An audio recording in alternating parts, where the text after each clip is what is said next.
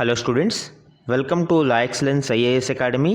ఈరోజు మనం ఫిబ్రవరి 3 నాటి ఈనాడు న్యూస్ పేపర్లోని ఇంపార్టెంట్ కరెంట్ అఫైర్స్ గురించి చూద్దామండి. ఫస్ట్ ఆఫ్ ఆల్ మనము ప్రీవియస్ క్లాస్లోని క్వశ్చన్ ఆఫ్ ద డే గురించి చూద్దాము. ఆర్థిక సర్వేకి సంబంధించి ఈ క్రింది ప్రకటనలను పరిగణించండి. సో మనకి ఈ week economic survey and budget మీద ఎక్కువ క్వశ్చన్స్ అండ్ అనాలిసిస్ ఉంటుంది కాబట్టి ఆర్థిక సర్వే మీద క్వశ్చన్ని ప్రిపేర్ చేయడం జరిగింది. ఫస్ట్ స్టేట్మెంట్ చూడండి. ఇది గత సంవత్సరం దేశ ఆర్థిక పనితీరును అంచనా వేసే ఆర్థిక మంత్రిత్వ శాఖ విడుదల చేసిన వార్షిక నివేదిక. స్టేట్మెంట్ 1 అనేది కరెక్ట్ అండి. మనకి ఇక్కడ ఈ ఆర్థిక సర్వే అనేది లాస్ట్ ఇయర్ ఎకనామిక్ పెర్ఫార్మెన్స్ గురించి తెలియజేస్తుంది. ఎవ్రీ ఇయర్ బడ్జెట్ ముందు రోజు దీనిని ప్రవేశపెడుతూ ఉంటారు. సో స్టేట్మెంట్ 1 అనేది కరెక్ట్. సెకండ్ వన్ చూడండి. It is prepared by the department of financial services. ఆర్థిక సేవల విభాగం తయారు చేస్తుంది అని స్టేట్మెంట్ ఇవ్వడం జరిగింది. సో ఈ స్టేట్మెంట్ రాంగ్ అండి. మనకి దీనిని department of economic affairs, so ఆర్థిక వ్యవహారాల విభాగం దీనిని ప్రిపేర్ చేస్తుంది కాబట్టి second statement wrong. Third one చూడండి. సర్వే సిఫారసులు బడ్జెట్లో కట్టుబడి ఉంటాయి. అంటే ఈ సర్వే యొక్క రికమెండేషన్స్ అనేవి బైండింగ్ ఆన్ ద బడ్జెట్ కాదండి, మనకి నాట్ నెససరీ. కాబట్టి థర్డ్ స్టేట్మెంట్ కూడా రాంగ్. అప్పుడు ఆన్సర్ ఏమవుతుందండి? A, 1 only is the correct answer. ఇక్కడ ఈరోజు important topics to be covered మనం చూస్తే ఫస్ట్ వన్ వికసిత భారత్ లక్ష్యం వృద్ధికి ఊతం. సో రీసెంట్గా ప్రవేశపెట్టిన బడ్జెట్ గురించి ఇక్కడ మెన్షన్ చేయడం జరిగిందండి. ఆ కంటెక్స్ట్లో ఈ ఆర్టికల్ డిస్కస్ చేద్దాం. అండ్ సెకండ్ వన్ వేతన జీవులకు ఐటీ పార్టీ. సో ఇది కూడా మనకి బడ్జెట్ స్వరూపం గురించి తెలియజేస్తూ ఉంది. అండ్ థర్డ్ వన్ బడ్జెట్ సమగ్ర స్వరూపం. సో ఈ మూడు కూడా మనకి ఎకానమీలో ఇంపార్టెంట్ అండి. మనకి బడ్జెట్ మీద ఈరోజు ఎక్కువ డిస్కషన్ అనేది ఉంటుంది. అండ్ ఫోర్త్ వన్ ప్రైవేటుతో అనుబంధం ఇన్ ద సెన్స్ న్యూక్లియర్ టెక్నాలజీకి సంబంధించి ఇక్కడ ఆర్టికల్ ఇవ్వడం జరిగిందండి. ఇది సైన్స్ అండ్ టెక్నాలజీ మరియు గవర్నెన్స్లో important. And fifth one Trump వాణిజ్య యుద్ధం. డొనాల్డ్ ట్రంప్ యొక్క వాణిజ్య విధానాల గురించి ఈ ఆర్టికల్ డిస్కస్ చేయడం జరుగుతుందండి. ఇది ఇంటర్నేషనల్ రిలేషన్స్ మరియు ఎకానమీ పాయింట్ ఆఫ్ వ్యూలో ఇంపార్టెంట్. అండ్ సిక్స్త్ వన్ భద్రతా మండలిలో సంస్కరణలు తప్పనిసరి. సో యునైటెడ్ నేషన్స్ సెక్యూరిటీ కౌన్సిల్కి సంబంధించి రిఫార్మ్స్ మ్యాండేటరీగా చేయాలి అని యునైటెడ్ నేషన్స్ జనరల్ అసెంబ్లీ యొక్క డైరెక్టర్ ప్రస్తావించడం జరిగిందండి. ఆ కంటెక్స్లో ఇది ఇంటర్నేషనల్ రిలేషన్స్ ఇన్స్టిట్యూషన్స్ అనే టాపిక్లో ఇంపార్టెంట్. ఇవే కాకుండా అదర్ ఇంపార్టెంట్ కరెంట్ అఫైర్స్ గురించి కూడా ఈరోజు మనం డిస్కస్ చేద్దాం. ఈరోజు మన ఫస్ట్ ఆర్టికల్ చూడండి. వికసిత భారత్ లక్ష్యం వృద్ధికి ఊతం. సో మనకి రీసెంట్ బడ్జెట్ సంబంధించి ఈ ఆర్టికల్ ఇవ్వడం జరిగిందండి. దీనికి సంబంధించిన డీటెయిల్స్ చూద్దాం. రీసెంట్గా ఫైనాన్స్ మినిస్టర్ నిర్మలా సీతారామన్ గారు బడ్జెట్ని ప్రవేశపెట్టడం జరిగిందండి. ఈ బడ్జెట్ యొక్క కీ హైలైట్స్ చూస్తే ఇంజిన్స్ ఆఫ్ డెవలప్మెంట్ 4 కీ ఇంజిన్స్ని ఇక్కడ మెన్షన్ చేయడం జరిగింది. ఒకటి అగ్రికల్చర్లో మనకి కొన్ని రిఫార్మ్స్ని తీసుకురావడం జరిగింది. ముఖ్యంగా ధనధాన్య కృషి యోజన స్కీమ్ ఇంట్రడ్యూస్ చేయడం జరిగింది. దానితో పాటు సెకండ్ కీ ఇంజిన్గా ఎంఎస్ఎంఈ సెక్టార్ని మెన్షన్ చేస్తూ దానిలో కూడా కీ రిఫార్మ్స్ని తీసుకురావడం జరిగింది. ముఖ్యంగా rising investment and turn over limits for all ఎంఎస్ఎంఈల యొక్క ఇన్వెస్ట్మెంట్ మరియు టర్న్ ఓవర్ లిమిట్స్ని పెంచడం జరిగింది. దాని గురించి డిస్కస్ చేద్దాం. అండ్ థర్డ్ ఇంజిన్ వచ్చి మనకి ఇన్వెస్ట్మెంట్, ముఖ్యంగా investment in people, investment in economy and investment in innovation, వీటి మీద బడ్జెట్ ప్రతిపాదించడం జరిగింది. అండ్ ఫోర్త్ ఇంజిన్ వచ్చి ఎక్స్పోర్ట్స్, అంటే ఎగుమతులని ప్రోత్సహించడం కోసం బడ్జెట్ దీని మీద ఎక్కువగా దృష్టి సారించడం చూడవచ్చు. అండ్ ఈ 4 ఇంజన్స్ని మనము డెవలప్మెంట్ ఇంజన్స్గా చెప్పుకోవడం జరిగింది. అండ్ దీనికి సంబంధించిన ఫ్యూయల్ రిఫార్మ్స్, సంస్కరణలని ఫ్యూయల్గా, అండ్ గైడింగ్ స్పిరిట్ వచ్చి ఇంక్లూజివిటీ, అంటే సమ్మిళిత వృద్ధి, అందరినీ కలుపుకొని వృద్ధిని సాధించడం అనేది ఇంక్లూజివిటీ. సో ఈ గైడింగ్ స్పిరిట్ ఏంటండి? ఇంక్లూజివిటీ. అండ్ డెస్టినేషన్ ఏంటి?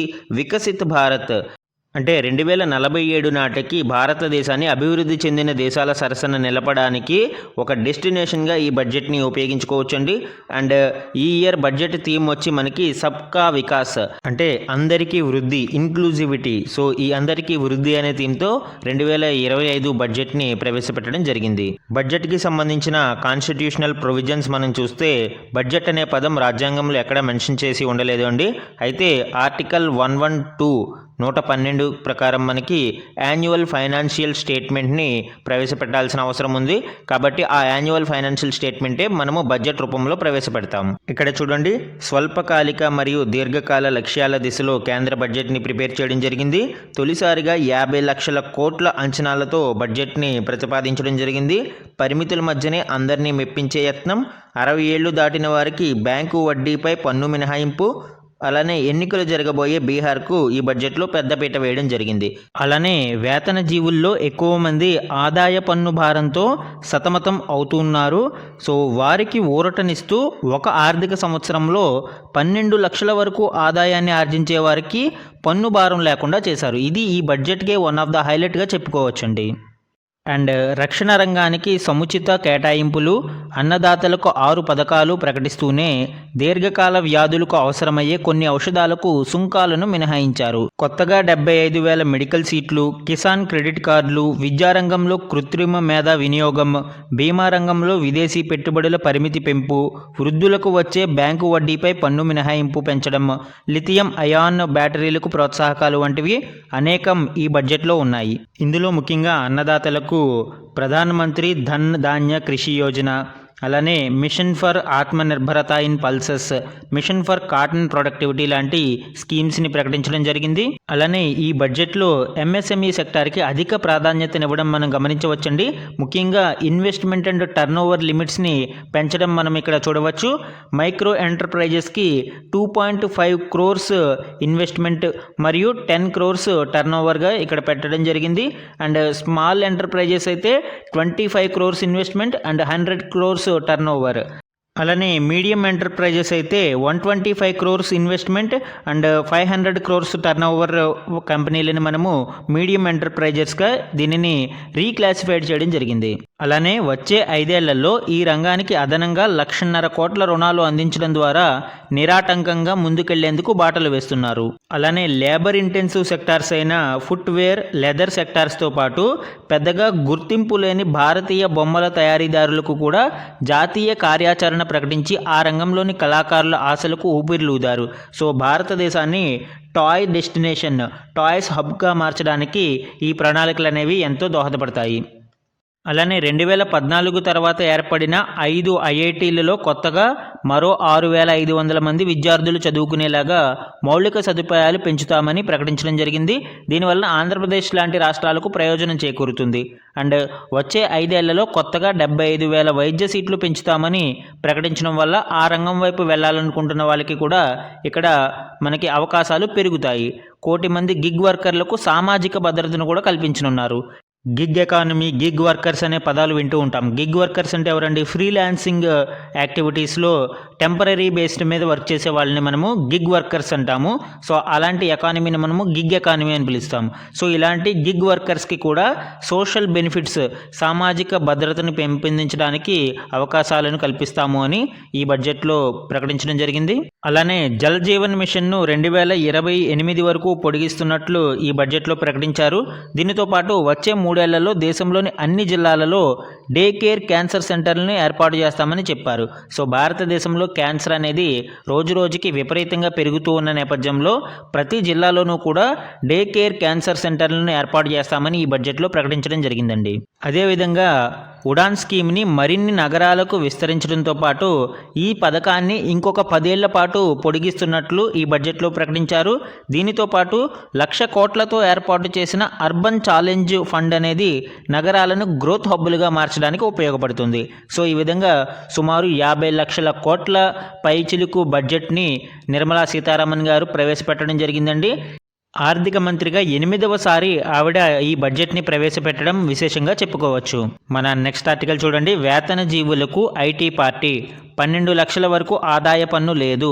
సో ఇన్కమ్ ట్యాక్స్కి సంబంధించి ఈ బడ్జెట్లో కొన్ని కీలక మార్పుల్ని చేయడం జరిగిందండి. వాటికి సంబంధించిన డీటెయిల్స్ ఇక్కడ చూద్దాం. ప్రామాణిక తగ్గింపు 75,000 వరకు వర్తిస్తుంది. అలానే 2025-26 ఆర్థిక సంవత్సరం నుంచి ఈ మార్పులు చెందిన స్లాబ్ రేట్లు వర్తిస్తాయి. అండ్ కొత్త పన్ను విధానంలో ఈ స్లాబులను సవరించడం జరిగింది. మధ్యతరగతి ఉద్యోగులకు దీనివలన చాలా ఉపశమనం కలుగుతుందండి. అయితే పాత పన్ను విధానంలో దీనికి సంబంధించిన మార్పు లేదు. దీనిని మనము new tax regime and old tax regime అని చెప్తాము. ప్రస్తుత బడ్జెట్లో ఓల్డ్ ట్యాక్స్ రెజీమ్ని అడాప్ట్ చేసుకున్న వారికి ఏ విధమైన మార్పులు ఇవ్వలేదు. కాకపోతే న్యూ ట్యాక్స్ రెజీమ్ కొత్త పన్ను విధానానికి అమలు చేసుకునే వారికి ఖచ్చితంగా మనము ఈ చేంజెస్ అయితే చూడవచ్చండి. ముఖ్యంగా అందరినీ కొత్త పన్ను విధానం వైపు ప్రోత్సహించేందుకే ఈ స్లాబ్ రేట్స్లో చేంజెస్ అనేవి తీసుకురావడం కూడా మనం గమనించవచ్చు. ఇక్కడ చూడండి ఏ విధంగా ఈ స్లాబ్ రేట్స్ని చేంజ్ చేశారో అనేది చూస్తే ఆదాయపు స్లాబ్ 0 to 4 lakhs ఉంటే ట్యాక్స్ అనేది ఏ విధమైన ట్యాక్స్ విధించరు. అండ్ 4 to 8 ఉంటే 5%, 8 to 12 lakhs ఉంటే 10%, అండ్ 12 to 16 lakhs ఉంటే 15%, 16 to 20 lakhs ఉంటే 20%, 20 to 24 lakhs ఉంటే 25%, అండ్ 24 lakhs కంటే ఎక్కువ ఉంటే దానిని 30% ట్యాక్స్ రేట్ అనేది ఇక్కడ వేయడం జరిగింది. అయితే 12 lakhs వరకు ఆదాయ పన్ను లేదు అని అన్నారు. మరి 8 to 12 lakhsలో 10% స్లాబ్ రేట్ ఇవ్వడం జరిగింది అనేది డౌట్ వస్తే ట్యాక్స్ రిబేట్ అనేది జరుగుతుంది. అంటే దానికి సంబంధించి ఎంతైతే ట్యాక్స్ ఒక వ్యక్తికి పడుతుందో ఆ ట్యాక్స్ అనేది రిబేట్ చేయడం జరుగుతుంది. సింపుల్గా మనకి 12 లక్షల వరకు ఆదాయ పన్ను దాని మీద ట్యాక్స్ కట్టాల్సిన అవసరం లేదు అండి. కేవలం 12 lakhs దాటిన తర్వాత నుంచి మాత్రమే మనకి ఈ ట్యాక్స్ అనేది వర్తిస్తుంది. 12 to 16 lakhs అయితే 15%, 16 to 20 lakhs అయితే 20%. ఈ విధంగా మనకి హైయెస్ట్ స్లాబ్ 24 lakhsకు పైన 30% ట్యాక్స్ అనేది పే చేయాల్సి వస్తుంది. సో ఈ పన్ను సంస్కరణలను ఎందుకు తీసుకురావడం జరిగిందండి? ముఖ్యంగా మధ్యతరగతి ప్రజలని ప్రత్యేకంగా దృష్టిలో పెట్టుకుని ఈ సంస్కరణలు తీసుకురావడం జరిగింది. అలానే టీడీఎస్, టీసీఎస్ ఇబ్బందుల్ని తొలగించడము, హేతుబద్ధీకరణ చేయడము, స్వచ్ఛందంగా పన్ను రిటర్నులు దాఖలు చేయడాన్ని ప్రోత్సహించడము, నిబంధనల భారాన్ని తగ్గించడము, ఈ విధంగా ఈ సంస్కరణలన్నిటి వలన ట్యాక్స్ బేస్ పెంచడం కోసం ఎప్పుడైతే మనము కొంత ఉపశమనం కలిగించామో ఆటోమేటిక్గా ట్యాక్స్ బేస్ అనేది పెరుగుతుంది. ఎక్కువ మంది పన్నులు కట్టడానికి ఇంట్రెస్ట్ చూపిస్తారు. కాబట్టి ఈ సంస్కరణల వలన భారతదేశంలో ట్యాక్సెస్ ఇంకా ఎక్కువ వసూలయ్యే అవకాశం ఉందని భావించవచ్చు. అలానే టీడీఎస్లో ఉపశమనం కూడా ఈ బడ్జెట్లో మనం చూడవచ్చు. ప్రస్తుత నిబంధనల ప్రకారం బ్యాంకుల్లోని డిపాజిట్లపై సీనియర్ సిటిజన్లకు జమ అయ్యే వార్షిక వడ్డీ, అంటే వడ్డీ యాన్యువల్గా 50,000 దాటితే దానిపై టీడీఎస్ అనేది వసూలు చేస్తారు. అంటే ట్యాక్స్ డిడక్టెడ్ ఎట్ సోర్స్, కొంత ట్యాక్స్ అనేది కట్ చేసి జమ చేస్తారు. అయితే ఇప్పుడు ఆ మొత్తాన్ని 1 lakhకి పెంచారు. అంటే 50,000 వద్ద కాదు, 1 lakh యాన్యువల్ ఈ ఇంట్రెస్ట్ అనేది డిపాజిట్ అయితే అప్పుడు మాత్రమే ఈ టీడీఎస్ అనేది వసూలు చేస్తారు. అలానే బిలో 60 years ఏజ్ గ్రూప్ వాళ్ళకి కూడా ఈ మొత్తాన్ని 40,000 నుంచి 50,000కి పెంచడం జరిగిందండి. అంటే సీనియర్ సిటిజన్స్కే కాకుండా నార్మల్ పీపుల్కి కూడా ఇప్పుడు 50,000 వరకు దీనిని పెంచారు. ఇది వరకు 40,000 ఉంటే దానిని ఇప్పుడు 50,000కి పెంచడం జరిగింది. అలానే ప్రస్తుత నిబంధనల ప్రకారం 2,40,000 కంటే ఎక్కువ వార్షిక అద్దె చెల్లించాల్సిన వాణిజ్య ప్రాంగణాలకు 10% టీడీఎస్ అనేది ఉండేదండి. ఇప్పుడు దానిని 6 లక్షలకు పెంచారు. అంటే 2,40,000 నుంచి 6 లక్షలకి పెంచడం ద్వారా ఈ టీడీఎస్ అనేది కొంతమేరకు చిన్న చిన్న వాటికి తగ్గించడం జరిగింది. అండ్ విదేశీ చెల్లింపులు ఎల్ఆర్ఎస్ అంటాము. సో ఈ విదేశీ చెల్లింపులు ఒక ఆర్థిక సంవత్సరంలో 7 లక్షలు దాటితే టీసీఎస్ అనేది వసూలు చేసేవారు. ఇప్పుడు ఆ పరిమితిని 10 లక్షలకు పెంచడం జరిగింది. 7 లక్షల నుంచి 10 లక్షలకు పెంచడం జరిగింది. అదేవిధంగా బ్యాంకుల నుంచి విద్యా రుణం తీసుకుని ఆ మొత్తాన్ని విద్యార్థి ఫీజు కోసం విదేశాలకు పంపితే ఇకపై టీసీఎస్ అనేది ఉండదు. అండ్ దీనికి సంబంధించి ఈ టీడీఎస్, టీసీఎస్ స్కీమ్స్లో చాలా మినహాయింపులని దీని ద్వారా మనం చూడవచ్చండి. అలానే నెక్స్ట్ వన్ చూడండి, బడ్జెట్ యొక్క సమగ్ర స్వరూపం ఇక్కడ ఇవ్వడం జరిగింది. దీనిలో మనము రిసీప్ట్స్ అండ్ ఎక్స్పెండిచర్స్ని చూడవచ్చు అండి. ముఖ్యంగా 2023-24 వాస్తవ గణాంకాలు, యాక్చువల్ స్టాటిస్టిక్స్తో పాటు 2024-25 బడ్జెట్ అంచనాలు, అంటే బడ్జెట్ ఎస్టిమేట్స్ అండ్ సవరించిన అంచనాలు, రివైజ్డ్ ఎస్టిమేట్స్ ఇక్కడ ఇవ్వడం జరిగింది. దీనితో పాటు 2025-26 బడ్జెట్ అంచనాలను కూడా ఇక్కడ ఇవ్వడం జరిగిందండి. ముఖ్యంగా మనకి ఎగ్జామ్ పాయింట్ ఆఫ్ వ్యూలో ఇవి ఇంపార్టెంట్ అండి. రెవెన్యూ వసూలు ఎన్ని, పన్ను ఆదాయం ఎంత, పన్నేతర ఆదాయం ఎంత, ఇదంతా మనము ఇక్కడ ఎగ్జామ్ పాయింట్ ఆఫ్ వ్యూలో గుర్తుపెట్టుకోవాల్సిన అవసరం ఉంది. అలానే ఇక్కడ రెవెన్యూ లోటు, ప్రభావిత రెవెన్యూ లోటు అంటే ఎఫెక్టివ్ రెవెన్యూ డెఫిసిట్, ద్రవ్య లోటు అంటే ఫిజికల్ డెఫిసిట్, ప్రాథమిక లోటు ప్రైమరీ డెఫిసిట్, ఇవన్నీ ఇవ్వడం జరిగింది. ఇవి చాలా ఇంపార్టెంట్ అండి ఎగ్జామ్ పాయింట్ ఆఫ్ వ్యూలో. సింపుల్గా ఇక్కడ చూస్తే రెవెన్యూ రిసిప్ట్స్ అనేవి 2023-24 యాక్చువల్స్ 27.3 ల్యాక్ క్రోర్స్గా ఉంటే 24-25 బడ్జెట్ ఎస్టిమేట్స్ 31.3 ల్యాక్ క్రోర్స్గా ఉన్నాయి. అండ్ రివైజ్డ్ ఎస్టిమేట్స్కి వచ్చేటప్పటికి 30.9 ల్యాక్ క్రోర్స్గా దీనిని ఇక్కడ గమనించవచ్చు. అండ్ 2025-26 బడ్జెట్ ఎస్టిమేట్స్కి వచ్చేటప్పటికి 34.2 లక్షల కోట్లుగా మనము ఈ బడ్జెట్ అంచనాలని చూడవచ్చు. అంటే నెక్స్ట్ మళ్ళీ రివైజ్ ఎస్టిమేట్స్ ఇందులో కూడా ఉంటాయి, పెరగవచ్చు తగ్గవచ్చు. బట్ ఒక అంచనా బడ్జెట్ ప్రకారం మనము వచ్చే ఆర్థిక సంవత్సరానికి 34.2 లక్షల కోట్ల రెవెన్యూ వసూళ్లు సాధిస్తాము అనేది ఒక అంచనా.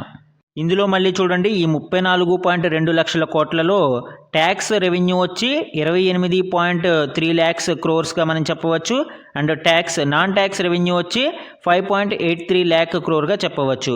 So tax and non tax revenue మొత్తం కలిపితే మనకి రెవెన్యూ రిసిప్ట్స్ అనేవి వస్తాయి. క్యాపిటల్ రిసిప్ట్స్ చూడండి, ఇక్కడ మనకి 2023-24 యాక్చువల్స్ 17.1 ల్యాక్ క్రోర్గా ఉంటే 24-25 బడ్జెట్ ఎస్టిమేట్స్ 16.9 లక్షల కోట్లు. అలానే రివైజ్డ్ ఎస్టిమేట్స్ చూస్తే మనకి 2024-25 రివైజ్డ్ ఎస్టిమేట్స్ 16.3 లక్షల కోట్లుగా ఉంటే 2025-26 బడ్జెట్ ఎస్టిమేట్స్ ప్రకారం 16.4 లక్షల కోట్ల క్యాపిటల్ రిసిప్ట్స్ మూలధన వసూళ్లు రావచ్చు అనేది ఒక అంచనా.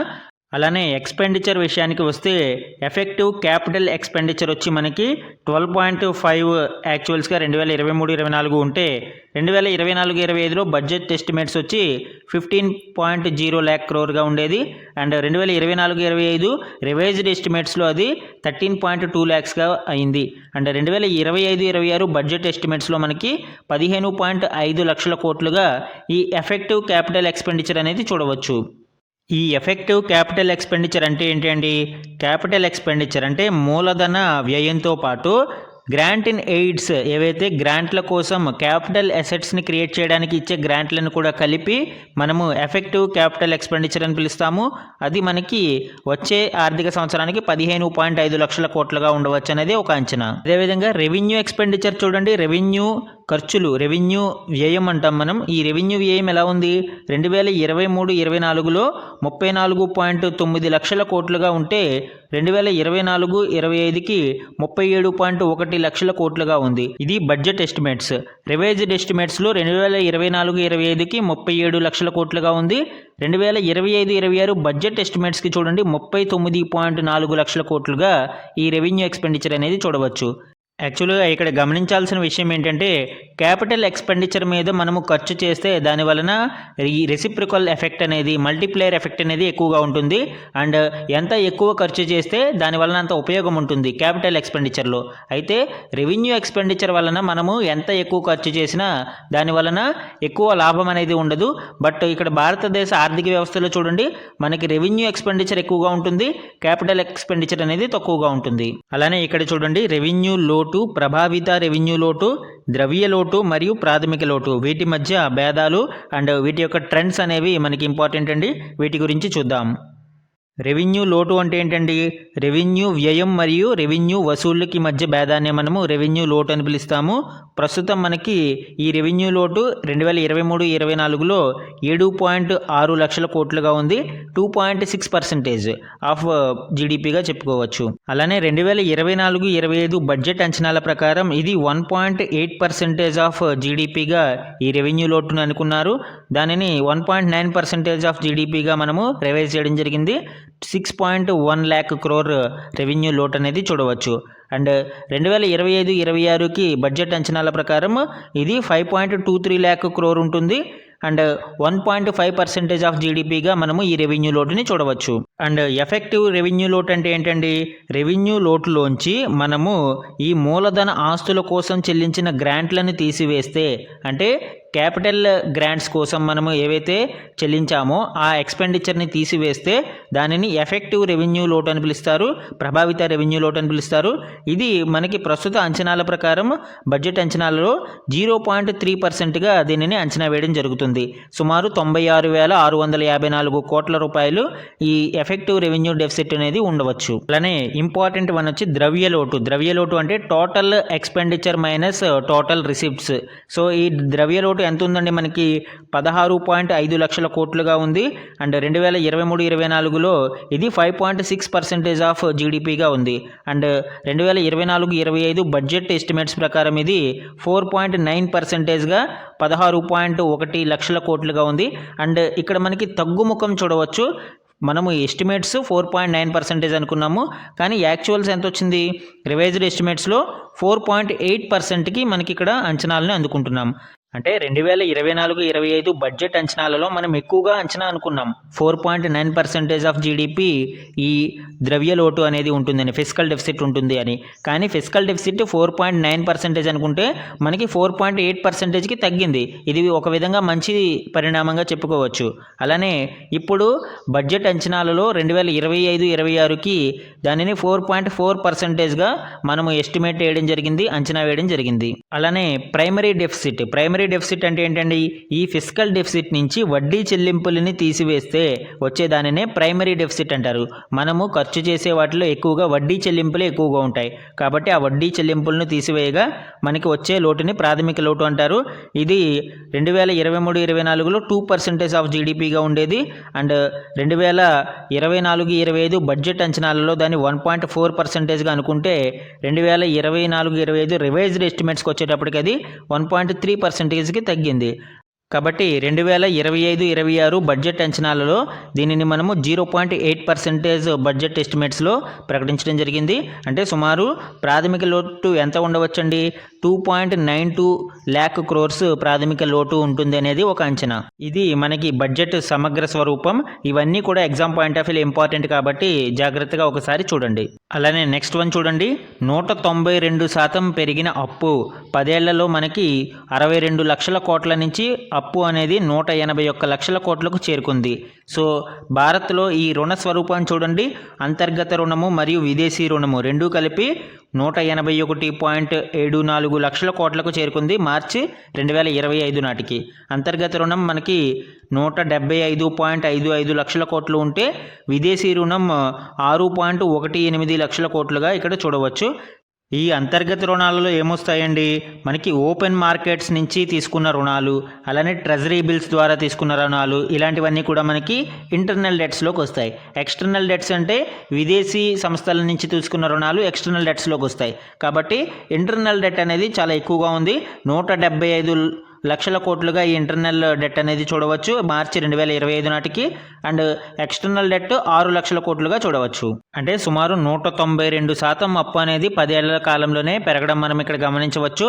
అదేవిధంగా మార్చి 31, 2026 నాటికి సుమారు 196.78 లక్షల కోట్లకు చేరుతుంది అనేది ఒక అంచనా. అలానే మనకి ఇక్కడ చూడండి, కేంద్ర బడ్జెట్ 2025-26 ప్రకారం rupee comes from and rupee goes to అనేది చూస్తే, రూపాయి రాక మరియు రూపాయి పోక అనేది చూస్తే మనకి ఎక్కువగా 24% అనేది మనము బారోయింగ్స్ అండ్ లయబిలిటీస్ అంటే అప్పుల ద్వారా మాత్రమే మనకి ఈ రూపాయి అనేది వస్తుంది. అండ్ సెకండ్ ప్లేస్లో మనకి ఆదాయపు పన్ను ద్వారా వస్తుంది, ఇన్కమ్ ట్యాక్స్ 22% అనేది. అండ్ సెంట్రల్ ఎక్సైజ్, కేంద్ర ఎక్సైజ్ సుంకాలు కేవలం 5% మాత్రమే ఉన్నాయి. జిఎస్టీ మరియు ఇతర పన్నుల ద్వారా 18%, కార్పొరేట్ పన్నుల ద్వారా 17% మనకి ఇక్కడ గమనించవచ్చండి. సో అంటే ఇక్కడ హైయెస్ట్ మనకి ఎక్కడి నుంచి వస్తుంది? 24% బారోయింగ్స్ మరియు లయబిలిటీస్ నుంచే వస్తుంది. అండ్ ఆదాయ పన్ను మనకి సెకండ్ ప్లేస్లో ఉంది. థర్డ్ ప్లేస్లో జిఎస్టీ మరియు అదర్ ట్యాక్సెస్ ద్వారా మనకి రూపాయి అనేది వస్తుంది. అలానే మనకి రూపీ గోస్ టు అనేది చూస్తే హైయెస్ట్ పర్సెంటేజ్ అనేది states share of taxes and duties, ఏదైతే 22% పన్నుల సుంకాలలో రాష్ట్రాల వాటా, దీని ద్వారా మనకి సుమారు 22% ఖర్చు అనేది చూడవచ్చు, రూపాయి పోక అనేది చూడవచ్చు. అండ్ సెకండ్ ప్లేస్లో మనకి వడ్డీ చెల్లింపులు అనేవి ఎక్కువగా ఉన్నాయి. 20% మనకి ఇంట్రెస్ట్ పేమెంట్స్ ద్వారానే మనకి రూపాయి అనేది బయటకు వెళ్తుంది. అండ్ థర్డ్ ప్లేస్లో మనకి 16% ఈ కేంద్ర రంగ పథకాలు, సెంట్రల్ సెక్టార్ స్కీమ్స్ ఏవైతే ఉన్నాయో ఈ సెంట్రల్ సెక్టార్ స్కీమ్స్ యొక్క ఖర్చు ద్వారా మనకి 16% అనేది వెళ్తూ ఉంది. టాప్ 3 చూస్తే ఫస్ట్ ప్లేస్లో మనకి రాష్ట్రాల పన్నులు మరియు సుంకాలలో వాటా చూడవచ్చు. సెకండ్ ప్లేస్లో మనకి వడ్డీ చెల్లింపులు చూడవచ్చు. అండ్ థర్డ్ ప్లేస్లో మనకి ఈ కేంద్ర రంగ పథకాలు చూడవచ్చు. అలానే 2025-26 బడ్జెట్ అంచనాల ప్రకారం కేంద్ర ప్రభుత్వం వ్యయం ఏ విధంగా ఉండబోతుంది అంటే మనకి వడ్డీకి ఎక్కువగా 12,76,338 కోట్ల రూపాయలు మనకి ఒక అంచనాగా చెప్పుకోవచ్చండి. సెకండ్ మనకి 5,48,649 కోట్ల రూపాయలతో రవాణా రంగం అండ్ థర్డ్ ప్లేస్లో మనకి రక్షణ రంగం 4,91,732 కోట్లతో రక్షణ రంగం థర్డ్ ప్లేస్లో ఉన్నాయి. సో ఈ విధంగా మనము టాప్ 3 అనేది చూడవచ్చు. మన నెక్స్ట్ ఆర్టికల్ చూడండి, ప్రైవేటుతో అనుబంధం. సో మనము ఇప్పటి వరకు న్యూక్లియర్ సెక్టార్లో ప్రైవేటు రంగ సంస్థలని ఇన్వాల్వ్ చేయలేదు అండ్ ఈ బడ్జెట్లో కొత్త సంస్కరణలను ప్రతిపాదించడం జరిగింది. దీని ప్రకారం అణు విద్యుత్ రంగంలోకి ప్రైవేటు సంస్థలను కూడా ఆహ్వానించడం జరిగింది. ప్రైవేటు సంస్థలను ఆహ్వానించేందుకు అవసరమైన సంస్కరణలు మరియు చట్ట సవరణలకు ఈ బడ్జెట్ ప్రతిపాదనలు తెలిపిందండి. ముఖ్యంగా 2047 నాటికి 100 గిగావాట్ల విద్యుత్ సామర్థ్యమే అంటే న్యూక్లియర్ ఎనర్జీ ద్వారా 100 గిగావాట్ల విద్యుత్తుని అందుకోవడమే లక్ష్యంగా ఈ సంస్కరణలు అనేవి చూడవచ్చు. అదేవిధంగా న్యూక్లియర్ ఎనర్జీలో పరిశోధనలకు రీసెర్చ్ అండ్ డెవలప్మెంట్ కోసం 20,000 కోట్లతో న్యూక్లియర్ ఎనర్జీ మిషన్ని కూడా ఈ బడ్జెట్లో ప్రతిపాదించడం జరిగింది. ఈ న్యూక్లియర్ ఎనర్జీ మిషన్ యొక్క ప్రధాన లక్ష్యం ఏంటండి, 2033 నాటికి కనీసం 5 చిన్నపాటి మాడ్యులర్ రియాక్టర్లను ఏర్పాటు చేయడమే దీని ప్రధాన లక్ష్యంగా మనం ఇక్కడ చెప్పవచ్చు. ఈ స్మాల్ మాడ్యులర్ రియాక్టర్స్ అంటే ఏమిటండి, ఇవి ఒక new generation nuclear fissile reactors. So అణు విచ్ఛిత్తి రియాక్టర్లు గరిష్టంగా ఇవి 300 మెగావాట్ల సామర్థ్యాన్ని కలిగి ఉంటాయి. 300 మెగావాట్స్ కెపాబిలిటీని ఇవి కలిగి ఉంటాయి. జనరల్గా 700+ మెగావాట్స్ ఉంటే దానిని లార్జ్ ఆర్ కన్వెన్షనల్ రియాక్టర్స్ అంటాము. అంటే సాంప్రదాయకంగా మనం ఉపయోగించేవి 700 మెగావాట్ల కంటే ఎక్కువ ఉంటాయి. స్మాల్ మాడ్యులర్ రియాక్టర్స్ అంటే 300 మెగావాట్ల వరకు ఉంటాయి. మైక్రో ఇంకా చిన్నవి అయితే మనకి 10 మెగావాట్స్ వరకు ఉండే వాటిని మైక్రో రియాక్టర్స్ అని పిలుస్తారు. సో ఇప్పుడు భారత ప్రభుత్వం ఈ స్మాల్ మాడ్యులర్ రియాక్టర్స్ని ఏర్పాటు చేయడానికి ఈ బడ్జెట్లో న్యూక్లియర్ ఎనర్జీ మిషన్ని ప్రతిపాదించడం జరిగింది. అలానే 2047 నాటికి 100 గిగావాట్ల అణు విద్యుత్ ఉత్పత్తిని సాధించాల్సి ఉంది అని, ఈ లక్ష్య సాధన కోసం ప్రైవేటు రంగంతో క్రియాశీలక భాగస్వామ్యాన్ని సాకారం చేసేందుకు అణు విద్యుత్ చట్టము, పౌర అణు విపత్తు జవాబుదారీ చట్టానికి సవరణలు చేయనున్నట్లు నిర్మలా సీతారామన్ గారు ప్రకటించారు. అండ్ ప్రస్తుతం ఇక్కడ గణాంకాలు చూడండి, 24 అణు కర్మాగారాల ద్వారా 8.1 గిగావాట్ల విద్యుత్ ఉత్పత్తి అవుతుంది. 2032 నాటికి దీనిని 20 గిగావాట్లకు పెంచాలన్నది కేంద్రం లక్ష్యం. అదేవిధంగా 2047 నాటికి 100 గిగావాట్లకు చేరుకోవాలి. ప్రజెంట్ కండిషన్ ఏంటండి, దేశంలోని అణు విద్యుత్ కర్మాగారాలన్నింటినీ ప్రభుత్వ ఆధ్వర్యంలోని అణు విద్యుత్ కార్పొరేషన్ NPCIL అనేది నిర్వహిస్తుంది. ప్రస్తుత నిబంధనల ప్రకారం ఈ రంగంలో ప్రైవేటు పెట్టుబడులకు అవకాశం లేదు. కాబట్టి ఈ సంస్కరణలని మరియు చట్ట సవరణలకి ప్రభుత్వం సిద్ధపడుతుంది. దీని ద్వారా అణు విద్యుత్ రంగంలో ప్రైవేటు రంగ సంస్థలకి భాగస్వామ్యం కల్పించడానికి ఈ బడ్జెట్లో ప్రతిపాదనలను మనం చూడవచ్చు. మన నెక్స్ట్ ఆర్టికల్ చూడండి, ట్రంప్ వాణిజ్య యుద్ధం. సో అనుకున్నట్లుగానే డొనాల్డ్ ట్రంప్ పదవీ బాధ్యతలు స్వీకరించిన తర్వాత కొన్ని రివల్యూషనరీ మార్పుల్ని తీసుకురావడం మనం గమనించవచ్చు. ఇందులో భాగంగా మెక్సికో, చైనా, కెనడాలపై సుంకాల కొరడా విధించారు. 2 పొరుగు దేశాలు అంటే మెక్సికో, కెనడాల మీద ఉత్పత్తులపై 25% టారిఫ్ని విధించడం జరిగింది. అలానే చైనా నుంచి దిగుమతులపై 10% టారిఫ్ని విధించడం జరిగింది. సో దీనివల్ల ఏం జరుగుతుంది, ఈ దేశాల యొక్క ఉత్పత్తులు అమెరికా మార్కెట్లో వాటి రేట్ అనేది పెరిగిపోతుంది. ఆబ్వియస్లీ అప్పుడు ఏం జరుగుతుంది, కొనుగోలుదారులు ఇంట్రెస్ట్ చూపించకపోవడం వలన వీటి డిమాండ్ అనేది తగ్గిపోతుంది. దీనికి ప్రతిస్పందనగా కెనడా కూడా 25% టారిఫ్స్ని అమెరికా ఉత్పత్తులపై విధించడం మనం చూడవచ్చు. అలానే ఇక్కడ మెక్సికో కూడా మేము ప్రతీకార చర్యలకు సిద్ధంగా ఉన్నామని వెల్లడించడం జరిగింది. చైనా ఈ విషయాన్ని WTOలో సవాలు చేస్తామని ప్రకటించడం జరిగింది. సో ఈ విధంగా ఒక వాణిజ్య యుద్ధానికి ట్రంప్ తెరతీయడం మనం ఇక్కడ గమనించవచ్చు. అయితే ఇక్కడ డీవియేషన్ ఏంటి అంటే కెనడా నుంచి దిగుమతి చేసుకునే చమురు, సహజ వాయువు, విద్యుత్తుపై మాత్రం 10% సుంకం మాత్రమే విధించడం జరిగింది. మిగిలిన ఉత్పత్తులపై 25% సుంకం విధిస్తే ఈ విద్యుత్తు, చమురు మరియు ఇంధన ఉత్పత్తులపై కేవలం 10% మాత్రమే టారిఫ్స్ని విధించడం గమనించవచ్చు. అలానే ఈ దేశాలు ప్రతీకార చర్యగా అమెరికా ఉత్పత్తులపై టారిఫ్ విధిస్తే వాటి మీద తిరిగి మరిన్ని సుంకాలను కూడా విధిస్తామని ట్రంప్ హెచ్చరించడం ఇక్కడ గమనార్హం. మన నెక్స్ట్ ఆర్టికల్ చూడండి. భద్రతా మండలిలో సంస్కరణలు తప్పనిసరి, యుఎన్జిఏ అధ్యక్షుడు యాంగ్ ప్రకటించడం మనం గమనించవచ్చు. ఐక్యరాజ్య సమితి యొక్క భద్రతా మండలిలో కాలానికి తగ్గట్టు మార్పులు తీసుకురావాలి అని, సంస్కరణలు చేపట్టాల్సిన అవసరం ఉందని ఐరాస సర్వప్రతినిధి సభ అంటే యునైటెడ్ నేషన్స్ జనరల్ అసెంబ్లీ యొక్క అధ్యక్షుడు ఫిలిమోన్ యాంగ్ పేర్కొనడం గమనించవచ్చు. ఈ విషయంలో తొలి నుంచి సర్వప్రతినిధుల సభ కీలక పాత్ర పోషిస్తుందని ఆయన అన్నారు.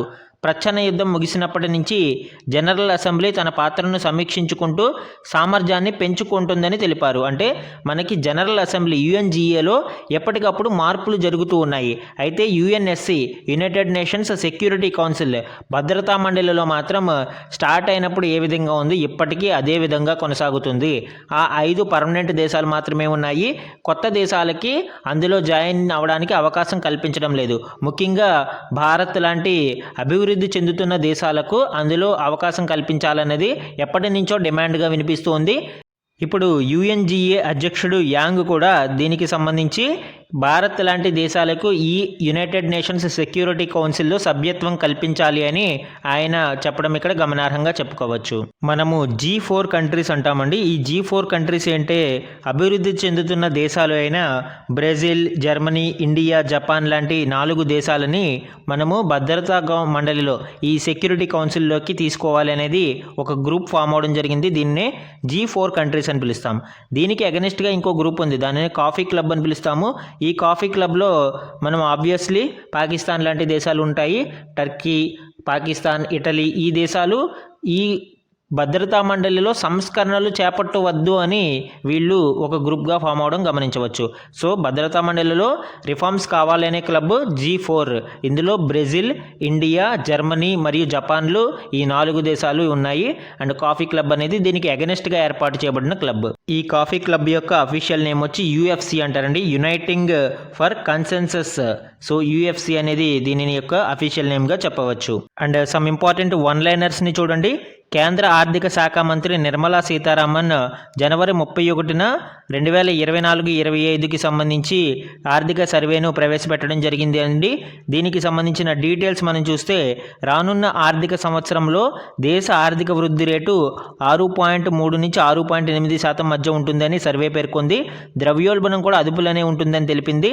అండ్ సర్వేలోని కీలక అంశాలను మనం పరిశీలిస్తే 2047 నాటికి వికసిత దేశంగా భారత్ నిలబడాలి అంటే వచ్చే 2 దశాబ్దాల పాటు అంటే నెక్స్ట్ 20 ఇయర్స్ కూడా మనము 8% చొప్పున నిలకడగా వార్షిక వృద్ధి రేటు నమోదు చేయాలి. దీనిని సాధించాలి అంటే జీడిపిలో పెట్టుబడుల శాతం ప్రస్తుతం 31% ఉందండి. దీనిని 35%కి పెంచాలి. అంటే ఎక్కువ ఇన్వెస్ట్మెంట్ కల్చర్ని మనం పెంచడం వలన మనము ఈ 8% జీడిపి వృద్ధి రేటు అనేది నమోదు చేయవచ్చు. అదేవిధంగా వ్యవసాయ మరియు అనుబంధ రంగాల వృద్ధి రేటులో 2011-12 నుంచి 2020-21 వరకు చూస్తే ఆంధ్రప్రదేశ్ దేశంలోనే మొదటి స్థానంలో నిలిచింది అని ఈ సర్వే వెల్లడించడం జరిగింది. సగటు వార్షిక వృద్ధి రేటు ఏపీలో 8.8% ఉంది. ఆ తర్వాతి స్థానాలలో మధ్యప్రదేశ్ 6.3%, తమిళనాడు 4.8% ఉన్నట్లు తెలిపింది. అండ్ పన్నుల వసూలు విషయంలో తెలంగాణ దేశంలోనే మొదటి స్థానంలో ఉన్నట్లు ఆర్థిక సర్వే వెల్లడించింది. సుమారు 88% వసూలుతో తెలంగాణ అగ్రస్థానంలో నిలవగా కర్ణాటక, హర్యానాలు సెకండ్ అండ్ థర్డ్ ప్లేస్లో ఉన్నాయి. అండ్ నెక్స్ట్ వన్ చూడండి. ఆంధ్రప్రదేశ్ నూతన డీజీపీగా హరీష్ కుమార్ గుప్తా 2025 జనవరి 31న బాధ్యతలు స్వీకరించారు. ఇది మనకి పర్సనల్ న్యూస్ లాంటి వాటిలో ఇంపార్టెంట్ అండి. ఈరోజు క్వశ్చన్ ఆఫ్ ద డే చూడండి. Which of the following statements is are correct with respect to the union budget 25-26? So కేంద్ర బడ్జెట్ 2025-26కు సంబంధించి ఈ క్రింది ప్రకటనలలో ఏది సరైనది ఆర్ సరైనవి? సో ఇక్కడ 3 స్టేట్మెంట్స్ ఇవ్వడం జరిగింది. ఇందులో కరెక్ట్ స్టేట్మెంట్స్ని గుర్తించి కమెంట్ సెక్షన్లో ఆన్సర్ని కామెంట్ చేయండి. ఇవి ఈరోజు ఈనాడు న్యూస్ పేపర్లోని ఇంపార్టెంట్ కరెంట్ అఫైర్స్ అండి. Thank you for watching.